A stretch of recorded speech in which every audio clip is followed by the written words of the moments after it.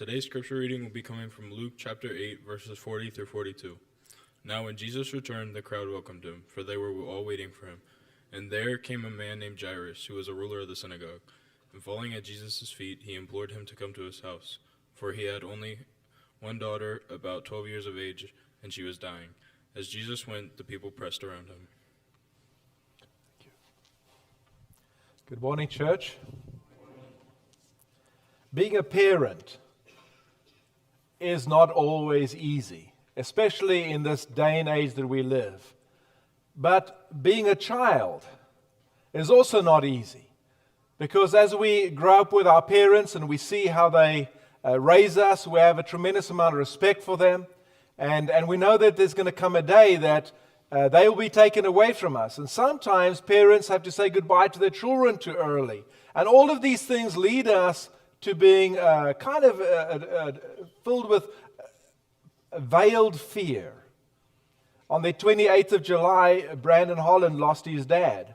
On August the 2nd, in Hazard County, there will be a gravesite for Ava Holland. These things bring to mind that it's real. The reason why we panic, there's a reason why. And so I want you to think back on the last time you panicked with your child.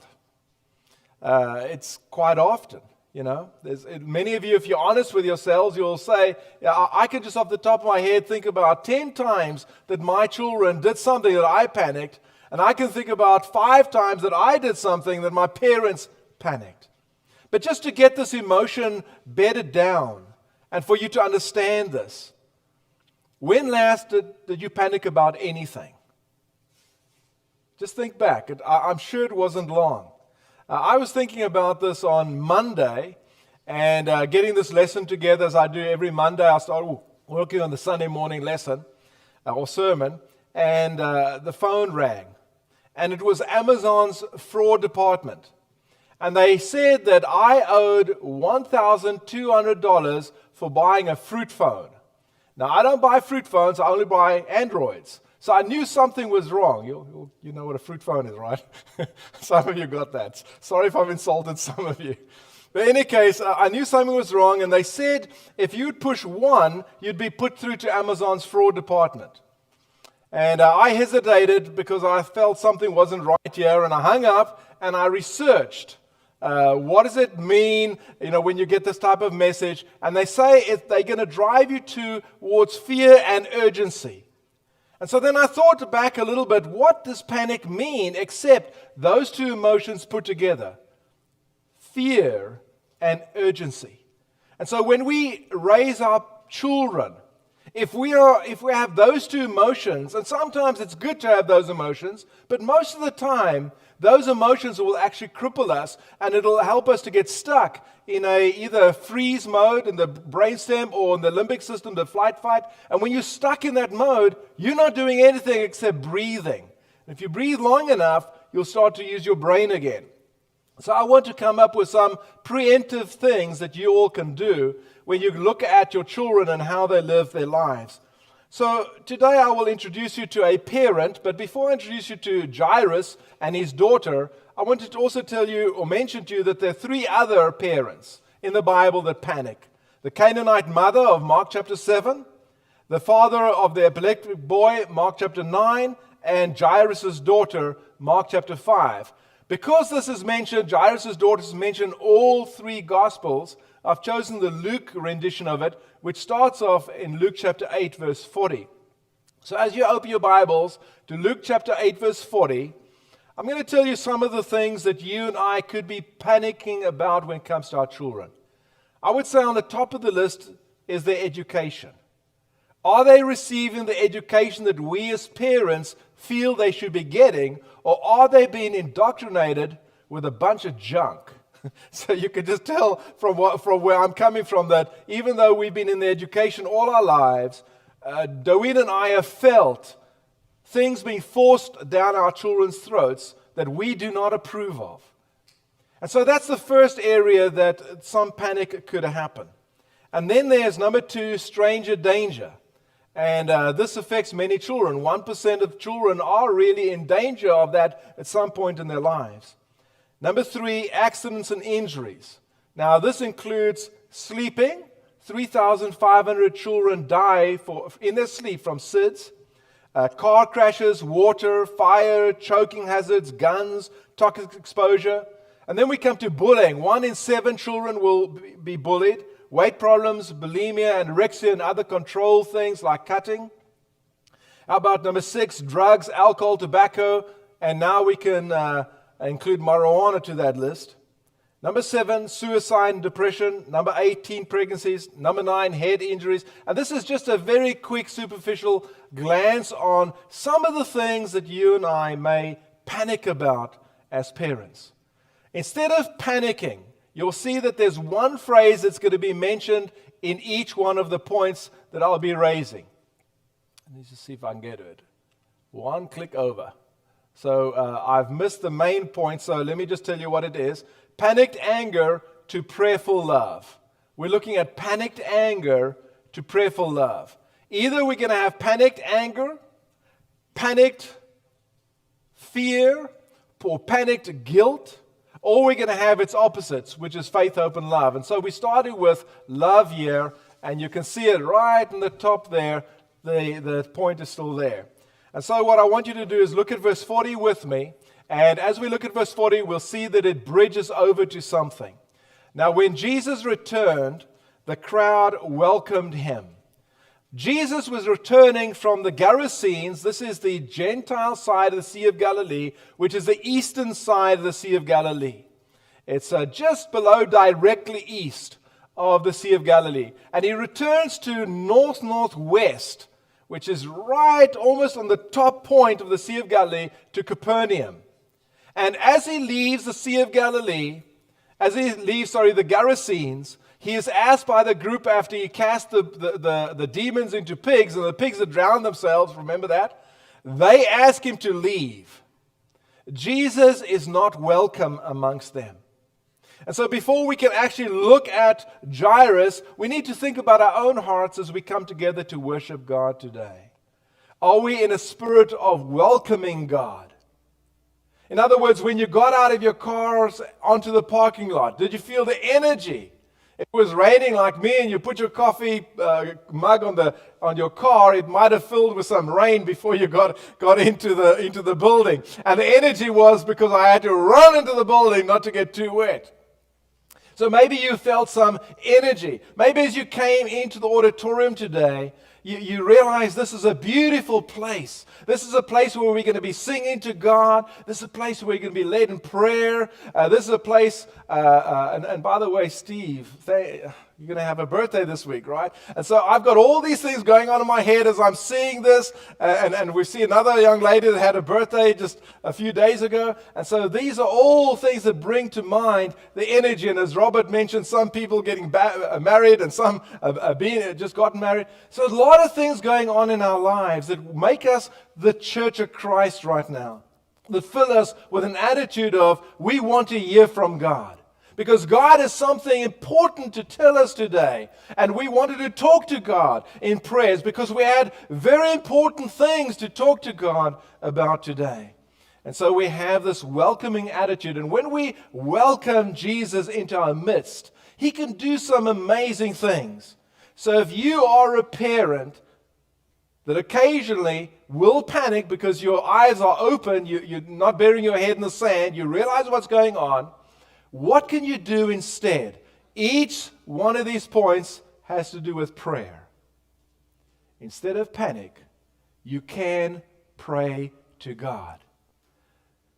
Each one of the people, each one of the panicked parents that I mentioned came to God, and each one of them, God listened to them.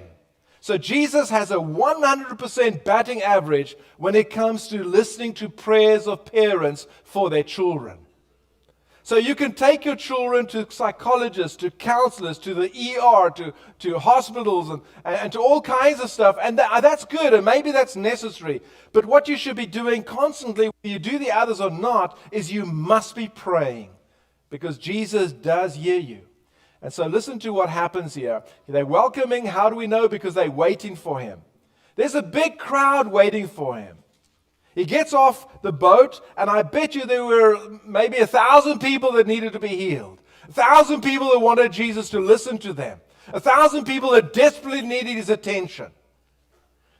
But he's going to see something because of who he is that most people might miss. Here is verse 41, and it says this. And there came a man named Jairus. Jairus, let's see, Mordecai's dad's name was Yair. And Yair is a Hebrew combination word that is short for Yahweh and enlightenment. So the Lord listens, and here comes this very important man, the leader of the synagogue, like the mayor of the city, a person that when he walks around, people kind of respect him and give him the way. And he comes to Jesus, and even though his name means enlightened, he realizes he needs to go to Yahweh. He needs to go to the Lord.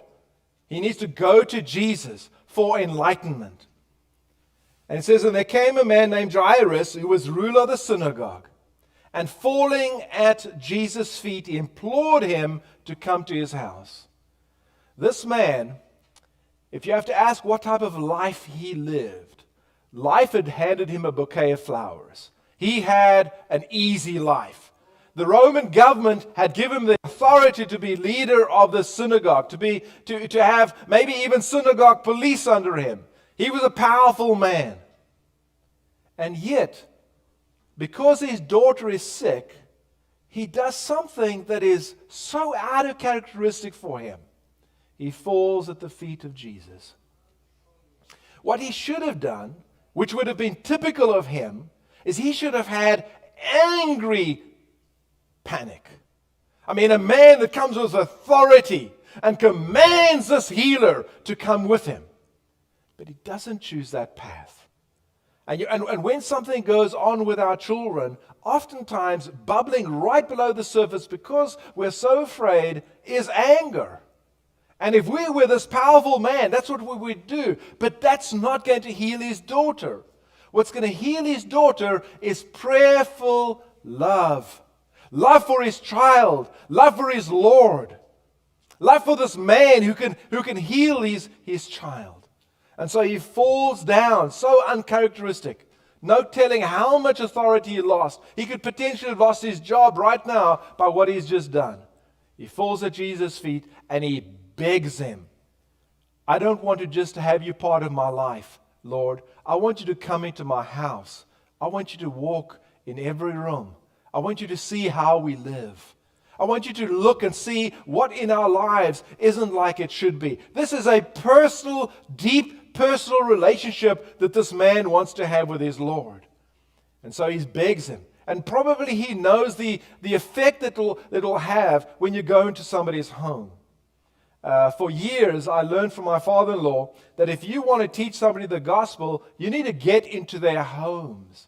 And many of you have asked you to allow me into your homes. And some of you listening to me right now, you've done that. And you had things going on that needed to be fixed, and those things were fixed. Occasionally, people come to where I am, but the effect of the real change happens, talking also to the elders right now, is when we get into people's homes, right? That's where it really happens. And so he does that. In verse 42, we have this happen to him. For he had an only daughter, about 12 years of age, and she was dying. As Jesus went, the people pressed around him. So Matthew says not that this girl was dying. Matthew's record says that she was dead. So what had happened without this dad knowing was that when he left his house, that was probably the last time he was going to see his daughter alive. He knew that. He knew she was dying. And while he was walking, she actually did die. It's just he didn't know that yet. But something must have felt really, really wrong inside of his heart. And he was doing the only thing that he knew what to do. A friend of mine who's been working with hospice for 30 years says that when these people get into hospice, and he looks at the family and everybody that surrounds the person in hospice, all pretense is gone. He says the people are real. You see them as they actually are. And he said to me that he's been doing this for the last 30 years every Thursday. And people know Thursday's his day. And he will walk in there and he will sit with people. And the average that people will last when they're actually at St. Elizabeth Edgewood's Hospice campus, on average, is 5 days. And so he says he's going to be there in a week's time. And these people that he's talking to, he knows they're not going to be there. And most of the time that was true. There's always exceptions, but most of the time, you'll never see them again. And he's saying goodbye to them, and that will be the last time. Can you imagine a father having the last few hours with his child, and he's so desperate, and he believes so much that this must be the Messiah.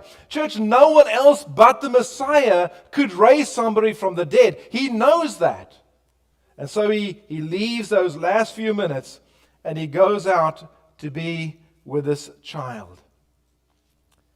There's a man by the name of David Brannon that writes the following. He says, I never comprehended the pain of Jairus until one day grief and anguish came to my door. Until I heard the same words as what Jairus is about to hear coming from a police officer and saying to me, and this was on June the 6th, 2002, your daughter died in an auto accident. Do you feel the pain that Jairus must be feeling in this story? So sometimes pride keeps us from letting go of the pain that's in our heart when we start to panic. Sometimes it's not just panic that keeps us there, or anger that keeps us there, but sometimes we're just stuck. And we want to hold on to that situation as long as what we can. And we deny what's really having to happen. That we need to get in the car. We need to take the child to the ER. Although we have to get ourselves to where we can find some healing. Sometimes the anger is with the child. And it's not with the parents. And this is a cognitive behavioral therapy for intimate explosive disorder, IED. And oftentimes when I ask children, when I'm dealing with children like this, I want to talk to the parents. And I want to find out, is this anger response learned? And more times than not, the parents taught the children this type of anger. And so then you've got a whole lot of things. So parents, if you would not panic, and if you would not become angry, but rather you would turn in love towards Jesus, and remember how Jairus sought out Jesus. Secondly, we move from panic to anger, and so you can see Jairus over there in this first picture. I've kind of looked for somebody who may have looked like Jairus, falling down at Jesus' feet, and we move over now to a woman who touched the garment of Jesus. And the reason I went to this point is because in putting this lesson together, I couldn't find any other place where there was guilt that would move to hope, which is what I knew had to be in this lesson for parents to get out of panic. But here is a lady who for 12 years had an issue of blood. So for those of you paying attention, how old was the little girl? How old is the little girl? 12. You see it? Robert taught us the other day on how to study the Bible, and he said, look for these things. They're there. And so here's this lady, and she, for 12 years, couldn't stop this bleeding. She had gone to every doctor possible. Now, Matthew and Mark highlight how stupid the doctor was. You know, they spent all their money on these voodoo type of healing techniques and stuff. But Luke, being a doctor himself, he's been gracious to doctors, and he says straight out, this lady's ailment could not be fixed. No one could fix it. And so Jesus says that, talks about this lady, and he's walking, and the crowd is pressing in on him. He has no personal space. And as he's walking, this lady who has this issue of blood for 12 years is clean or ceremonially unclean. What do you all say? Clean? Unclean. She's unclean, right? And so if she says, hey, Lord, I want to talk to you, she's going to highlight who she is. And people are going to look and say, she's not allowed to be in this crowd. Can you imagine somebody who's ceremonially unclean, being in this tight Jewish knit community who know everybody, and she's bumping up against everybody, so she's trying to hide her face. She's trying to hide her identity. She can't announce what she needs to do, and so she slips in and she touches the hem of the garment of Jesus, thinking to herself, if only I could touch the hem of his garment, then my body will be healed. And Luke says, he uses a word for stop. It stopped. The blood just stopped. And she was healed instantly. And so then Jesus, knowing that power went out of him, Mark's rendering puts it a little bit differently. It says in Mark chapter 5, verse 32, he looked around to see her that had done this thing. Jesus knew who it was who had touched him, but he wanted her to tell that it was her. And so Peter says, when nobody says it was me, Peter says, Lord, but so many people pressing up against you. How will we possibly know who touched you? And this lady, knowing that she wouldn't get away with it, why do you think she knew she wasn't going to get away with it? Have you ever been guilty of something? Have you seen these videos with these dogs? And 3 dogs, and 1 dog did something naughty. And then the owner says, which one of you was it? And then 1 dog's looking like this, I'm pretty sure Jesus looked around and he looked at her. And she knew, he knows it was me. And she said, it was me. And so this is how that goes on. She came trembling and falling down before him, declared in the presence of all the people why she had touched him and how she had been immediately healed. And he said to her, daughter, your faith has made you well. Go in peace.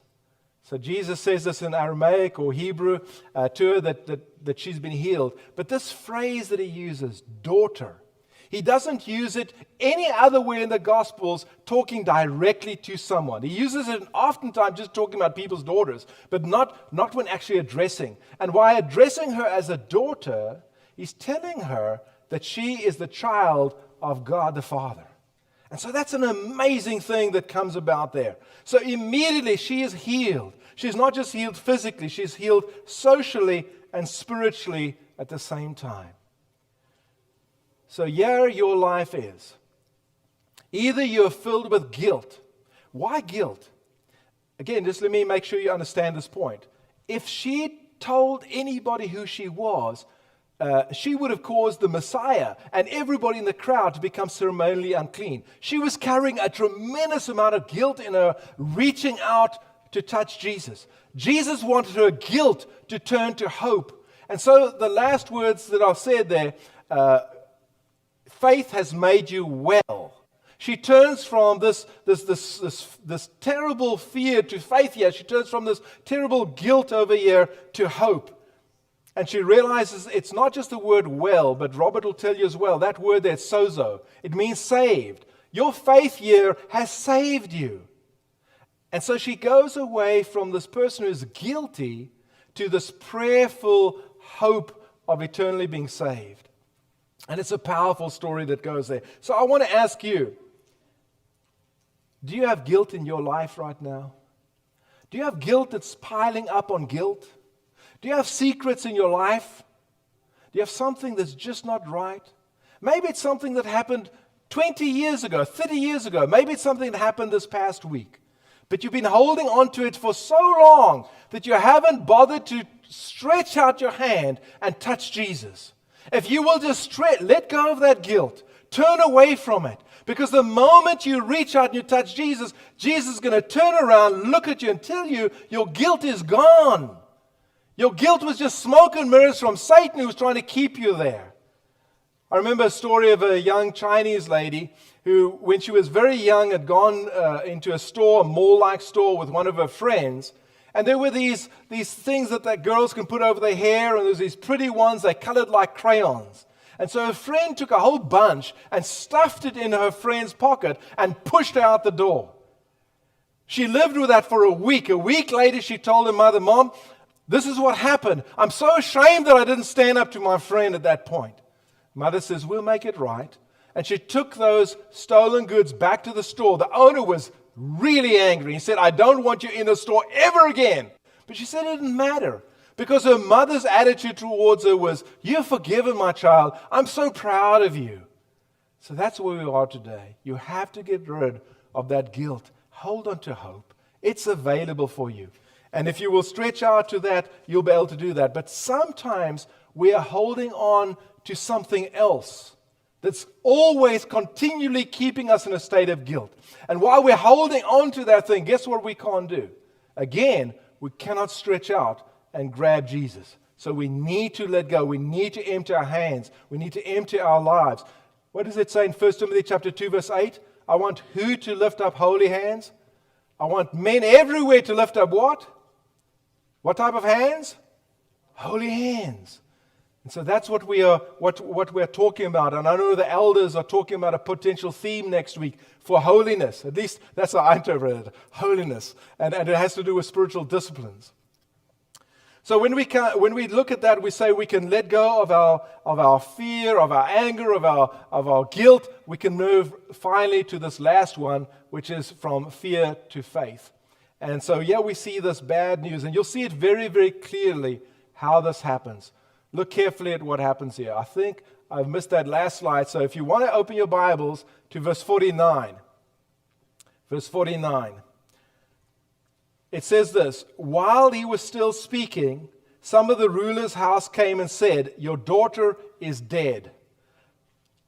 So this person is. Jesus is walking. Let me just explain to you what it looks like. Save you some time.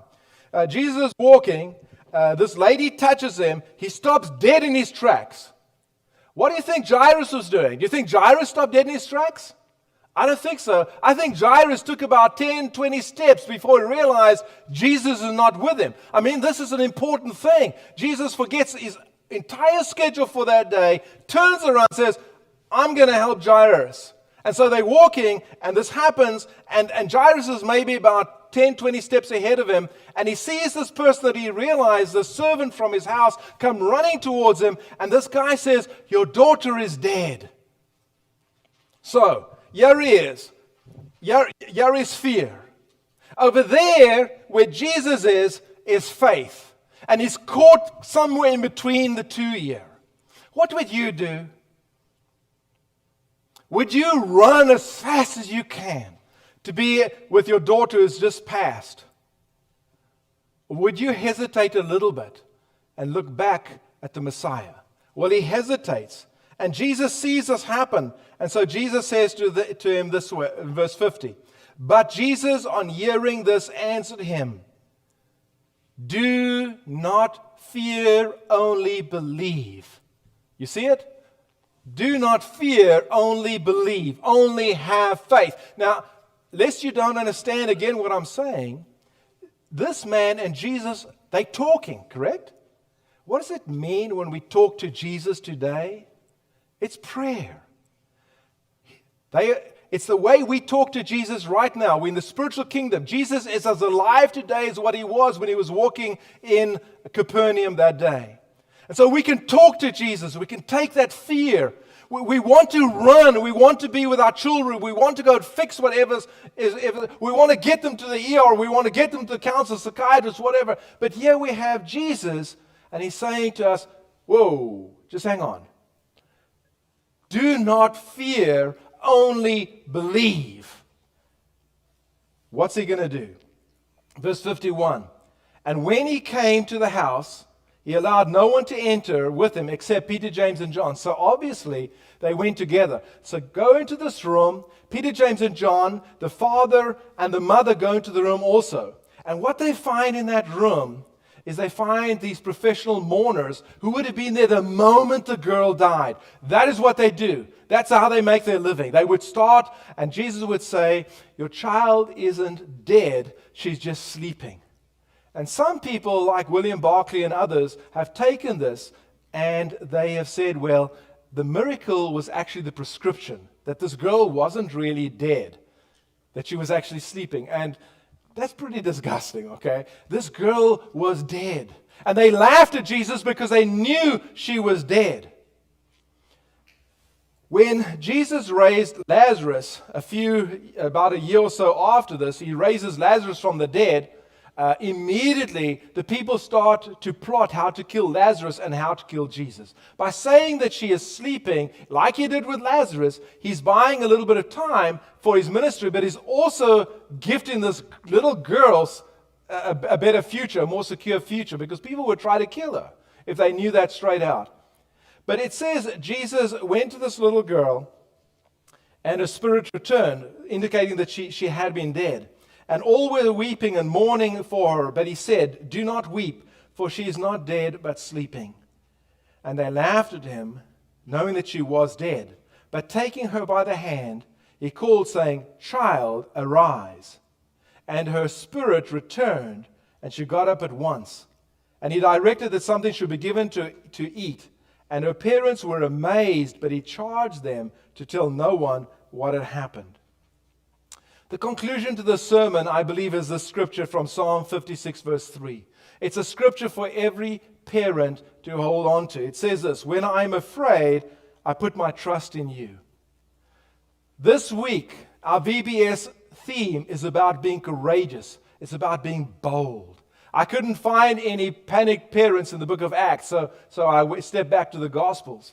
And as we look at this theme of how we can be bold, I want you as parents also to realize that you might be shackled by fear, and you might be doing stuff for your children that's not going to be good. You see, fear is going to make you do one of two things as parents. You're either going to be prison wardens, guarding your children's every move, or you're going to be so laissez-faire with your children because you don't know what to do, you're going to let them run wild.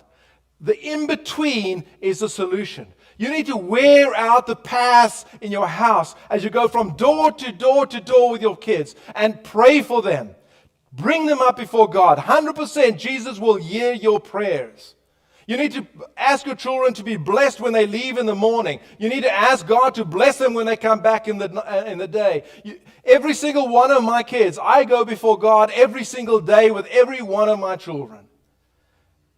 And I know that that is the one thing that God really wants us to do. But let's be real. Those of you ladies who married these big, bold men, and you thought, well, you could have children and everything will be great because these big, bold men would they would be so careful with these children, but they'd be so brave and they keep all the bad people away. That's not true. The moment those dads took those little precious children for the first time, they turned into mush. Tell me it's not so. No matter how brave and how strong you are, you take this little child. For me, it was 1988. And I was looking at this little boy, John Mark. And I was thinking to myself, God, there's no way I can take care of this child. I'm not ever going to be equipped. God, I give this child back to you. Abraham, in Genesis chapter 25, is instructed by God to take his son, his only son Isaac, and offer him other side Mount Moriah. And so he goes with the servants to a point and leaves the servants there, and he says to the servants, "We will be back." He's going to offer up Isaac. He's going to put Isaac on an altar. He's going to take a dagger to kill Isaac, and his hand will get stayed. But he was fully prepared to give that child back. And because he gave that child to God, God gave that child back to him. And parents, this is what I suggest you do. Give your children to God. Don't panic. And God will come through 100% of the time. We can be bold as parents. And we can have a tremendous VBS. And everything's going to be wonderful if we will just do that. So wear the carpets in your house, in your spiritual house, out with prayer. If you're subject to the gospel invitation today, if fear has taken a grip of your life, of your children, of your family, or if you need to be baptized today, whatever your need is, please come forward right now as together we stand and sing.